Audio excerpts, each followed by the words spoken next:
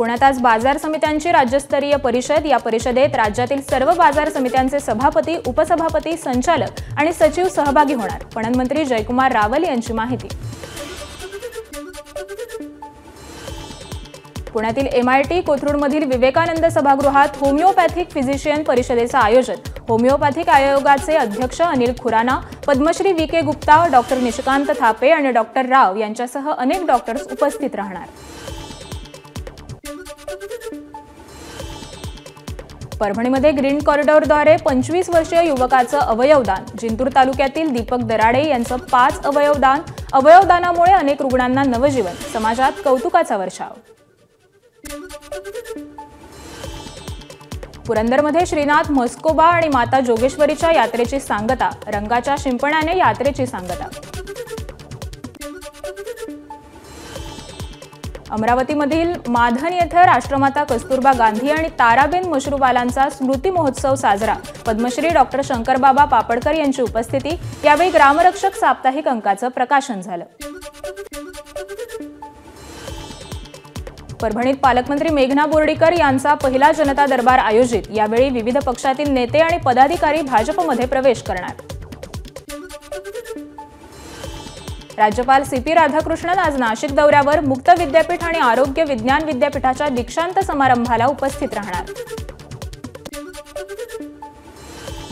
नीलम गोऱ्हेंविरोधात ठाकरेंची शिवसेना आक्रमक। आज पुण्यातील महिला पदाधिकाऱ्यांची मातोश्रीवर तातडीची बैठक। रश्मी ठाकरेंच्या उपस्थितीत पुणे महिला आघाडीची बैठक होणार।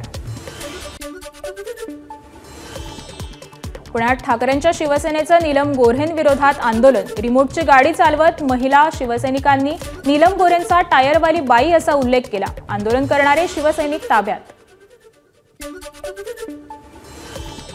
महाड मतदारसंघाच्या मुरमुशीमधील ठाकरेंच्या शिवसेनेला मोठा धक्का। ठाकरेंच्या शेकडो कार्यकर्त्यांचा शिवसेनेत प्रवेश।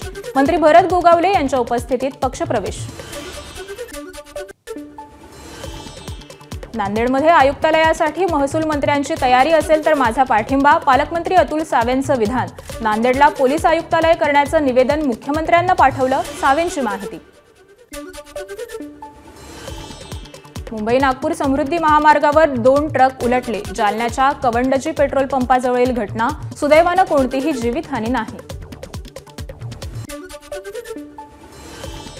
वर्ध्याच्या समृद्धी महामार्गावर भीषण अपघातात 2 महिलांचा जागीच मृत्यू।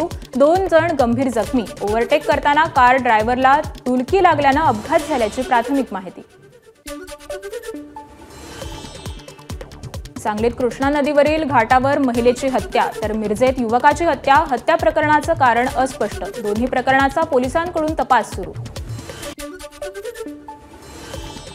पालघरमधील वाड्याच्या पालीमध्ये बनावट नोटांची अदलाबदल। सापळा रचत तिघांना वाडा पोलिसांनी घेतलं ताब्यात। आरोपींकडून 13 लाखांपेक्षा अधिक बनावट नोटांचा मुद्देमाल जप्त।